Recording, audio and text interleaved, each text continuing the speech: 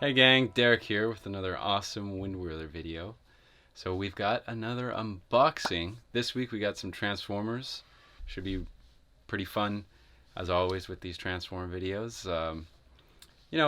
I've been really enjoying like the figures they've been putting out with this line, and I've been trying really hard to kind of curate the figures that I've been wanting to collect. I have a sort of specific vision in mind for how I want to put or for the kind of story I want to tell. And I got a whole lot of stuff I've been getting, so I'm ready to start pushing that stuff again soon.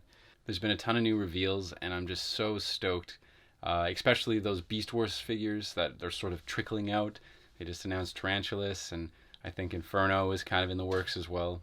So I'm really pumped. But yeah, before we get into the unboxing, I think we're just going to do a couple shout outs, kind of like we always do, promote the community, and get some back and forth. And I know there's a lot of great artists out there, and I'd like to kind of shed some light on them, because I think that that is how you build it. That's how you build your audience, and this give and take is what really kind of is gonna sort of make us all grow all together. So my first shout out goes to Motion Flow Films, very awesome YouTuber. They left a great comment. They said it had a fun quality to it, and they really enjoyed the story. So I'm really happy because like I've always prided myself on my storytelling, and as my animation has gotten better, I think the whole thing has started coming together as well. My editing skills are improving as well, and everything's kind of catching up, because I always felt like my best thing was like my storytelling, and I know even then I can still improve at it, but I still feel like that's kind of my favorite part, is just coming up with the story. So just really glad that Motion Flow kind of gave me that accolade, because it really means a lot. He's about to put out a new Dark Knight stop motion, so go to his channel, check out the teaser. It looks like it's going to be really sick, and he's obviously put out some other sort of kind of Defenders level stuff as well. And yeah, just really go check them out. They seem to be doing really well for themselves, so just want to send a few more people over, and just like I said, support our fellow animators. So yeah. So the next shout out is going to go to Chad Joestar, longtime listener, watcher, whatever, and just really excited that I've got some of these people who are kind of sticking with me. And even though like I said, when my channel goes dark for a couple months, it usually means I'm in a crunch for one of these stop motions, and it's just great to know that I've got some loyal people out there just waiting for the next juicy stop motion piece. And so yeah, thank you, Chad Joestar. Go check out his channel. He left a really flattering comment, just basically saying that this was peak cinema, and I'm just like, wow, I worked pretty hard on it, so I'm really glad that he feels like that emotion from it. And like I do feel like this is still one of my best things that I've done so far, and every time I do something new, I feel like it's better than the last. But this one, I think, definitely had a pretty decent film quality to it, and sort of anticipation moments. So I'm glad that he picked that up. So really thank you, Chad Joestar. Go check out his channel. He's got some Spider-Man stop motions he just put out, some short animations. Still he's still building his channel, so go take a look and give him some support, some encouraging words. So yeah, thank you guys. And I got one last shout out. This one goes to Spiderzilla. Man, thank you again, another long time watcher. Left a great comment basically saying the man came back. So I really appreciate that sort of welcoming, and it kind of encourages me to kind of keep at this and to keep sort of persevering and pursuing this sort of animation kind of career. And yeah, I really appreciate sort of the warm welcome and the great reception for my latest piece. So thank you guys, thank you so much. But anyways, let's get into this unboxing. All right, here we are. We got Inferno and Wheeljack. This is awesome, little cool pairing. These are kind of like the last of my sort of core Transformers characters that I've been wanting to get. I still need the Netflix Bumblebee, but it's literally impossible to find here in Canada. I don't know, it was released and everyone either bought it all up or it was just very limited casing. But hopefully one day they'll reissue that, maybe in the Legacy line that they announced recently. Gotta get myself that kickback. Super excited for that one. But anyways, let's get right into this. I'm gonna start with Inferno, I think. So get out of here, Wheeljack. Yes, yes. Okay. So Inferno. I remember Inferno from the Energon series, I think. That's kind of where I'm most familiar with the character. I have gone back and watched like the old Transformers show now, so I've gotten familiar with like his classic counterpart. But yeah, he's a pretty cool character. I like the idea of having sort of all the different emergency vehicles. I've got Prowl and Ratchet, so they're pretty cool to have those. I think those are like quintessential Autobot characters. I take a quick look at the box. Obviously, you know, he's got some cool art here, and it's dope mode. Obviously, gonna miss this sort of side art that they always had with these War for Cybertron trilogies. Like these were really cool. I almost wish maybe I should cut this out and use it as like a mural or something. But yeah, and then obviously you have him here on the side shooting some fire, trying to put out the volcano, which, you know, it's quite ambitious. But anyways, we're gonna get him out of here because I've been staring at him for like almost 2 months now, wanting to open him. But I obviously always wait until I can do these videos. Oh man, he looks cool. Dang. Oh, that is awesome. He's like stuck in there. Here's his instruction manual, which I will get to. This is useless. But yeah, here we have, it comes with another card. That's basically another Optimus Prime card. I'm kind of surprised. Like, I have 3 Optimus Prime cards now. I'm surprised that they didn't actually include more variations on these cards, but whatever. Anyways, it doesn't matter. So here he is. What I need now is my handy dandy cutting tool to get him down from this. Yeah, I might try and preserve this boxing because I like using this as like a background for my display. So I'm just gonna cut to him cut out of this. So yeah. All right, here we go. We got him out of the package. We got all his little accessories here. A couple of hoses all kind of coiled up. We got this sick gun. It's a brand new gun. I haven't had this one yet. Looks pretty awesome. Little clip mag. Then got some nozzles here, I guess, for shooting water, I guess. This is really cool. I didn't know that he would have an actual regular hand that you can use. So that's cool that you can give him like give him both regular hands, or you can just, you know, throw the nozzle on there. So it's not. That's one thing I wish they did with. Yes, you just got to flip that around. I guess this sticks right in there. I wish they would have done that with Shockwave, because he sort of just has the one gun or needle arm or whatever that you call that thing, and it'd be cool if it was like this and they had like the interchangeableness with it. So I'm glad they did it with this character at least. Like otherwise, I guess it's kind of like having like a hook for a hand, I guess, which would be the equivalent. You gotta love the face sculpts on these guys. You know, they always got that sort of chromed out face. A lot of them do, at least, but nice, good, stern looking faces, you know? Yeah, this guy is really cool. I really dig his proportions. One thing I really like about the classic sort of Transformers is sort of this boxy look that they all kind of have. It's very, very classic, and yeah, I really dig that. These sort of hip joints here with like sort of this square look. It's kind of their standard now. I think it's an amazing design. Like honestly, I like seeing that a lot of the new figurines having this. I think I first saw it on the Starscream mold or whatever. So this is really cool to see them like kind of really making that one of their standards. And I think Hasbro does a good job with they always come up with sort of a standard articulation for their toy lines, and they sort of roll with that for most of it. So this is really, really cool. Yeah, I don't think I'm gonna end up getting Red Alert, just because I already have Sideswipe, and I kind of don't want to double up on that particular car mode. But also I liked Red Alert. Like Red Alert was probably my first Transformers show legitimate was Beast Wars, but like my first actual like Autobot Decepticon show was Transformers Cybertron.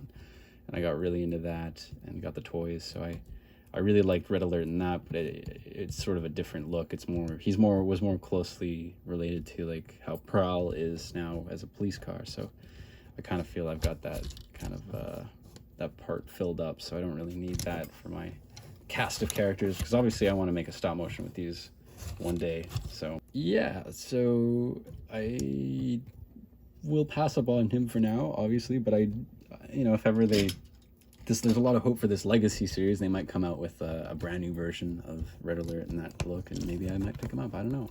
That being said, let's check out some of these accessories, see what it looks like while he's holding them. Oh yeah, this gun looks really, really cool. It's nice, big, giant, sort of like machine gun type weapon. I don't know, it looks awesome. And then yeah, obviously this fits in here quite nicely. You can use it on both hands, so I got it on his left hand this time. But and then yeah, then there's this little spout here that, whoop, falls it off. It's dang it, kind of hooks right here, and I guess it kind of goes up and down, and it's kind of funny. It's just kind of randomly there, but I guess like he's designed after the cartoon, and sort of there's a lot of these holdout little rando spots that kind of keep to for authenticity. But yeah, I really like the look of this front part. Like, I like his height too. Like, one thing is what I really wanted with getting this character was having him kind of balance out the height distribution amongst my Transformers, because I have a lot of, at least on the Autobot side, there's a lot of sort of pretty short characters, and then you have Optimus Prime, who's very tall. But as a matter of fact, why don't we do some comparisons? That's one of my favorite parts about people's reviews, is whenever they do the comparisons. So let's take a look at how he stacks up to Optimus Prime. Oh, Optimus is a little dusty. Dang. But this is awesome. Yeah, look, he's pretty much shoulder to shoulder. He's obviously just a head taller, just a little head taller, but that's okay. I actually like that he still kind of has his heroic height still compared to him, but it also kind of, like I said, it bridges that sort of height gap that I had amongst a lot of characters, because obviously a lot of people sort of sit at, or a lot of Autobots sit at the height of Hotshot here. Having this is very good. It's feels very cool, you know?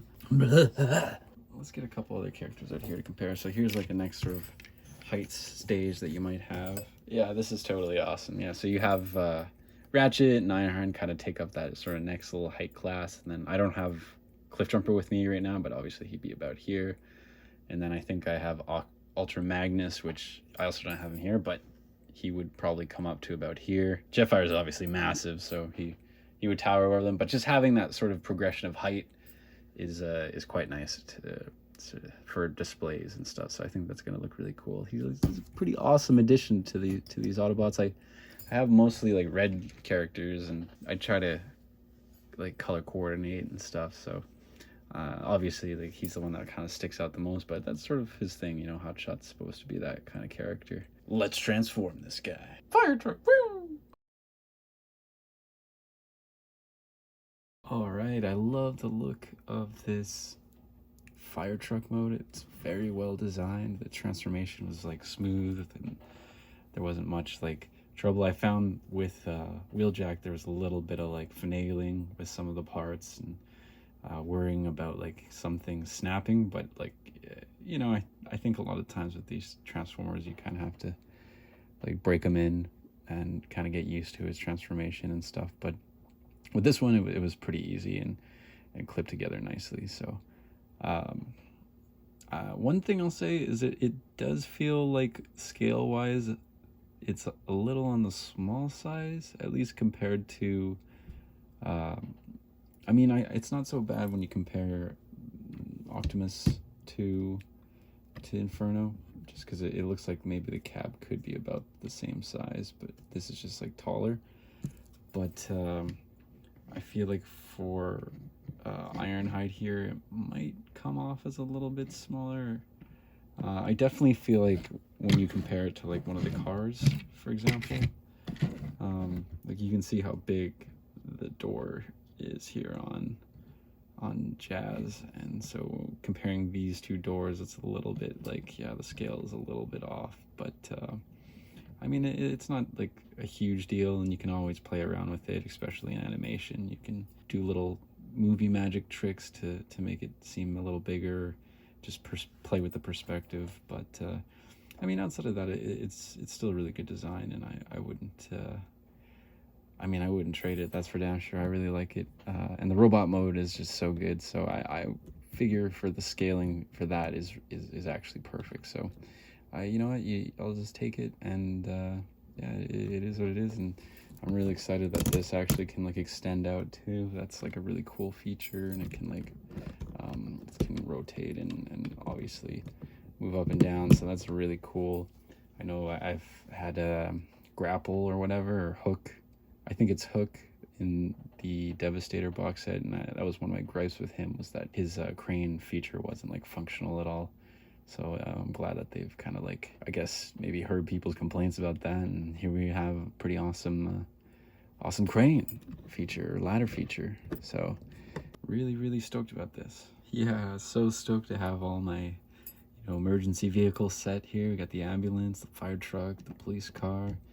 I mean, this is perfect. Like, this is exactly what you'd think an Autobot would transform into, is one of these helpful vehicles. So I know that there's even like a combiner model, Protectatron or something, from the original series, and I know those are a bunch of like emergency vehicles, but I probably won't end up collecting those other combiner models. I'm pretty satisfied with Devastator as my sort of my mainstay, but here I have these guys all set up, and I think this looks really good, and they're very complimentary. So yeah. All right, now we're gonna open up Wheeljack next. So let's just take a quick look at the box. It's all nice in this sort of washed out black and white color, sort of from the original War for Cybertron. I missed this one as well from the first series. I got the kind of battle damage looking one, which I'm actually stoked on. That was one of my selling points when I first started collecting these figures, was they looked like they had been through the war, and they had all this cool paint detailing on it. So I'm glad that I held out for this particular Wheeljack, which I was lucky to pick up at the local collector shop. It's called Ages 3 and Up. It's located in kind of Burnaby area here in BC.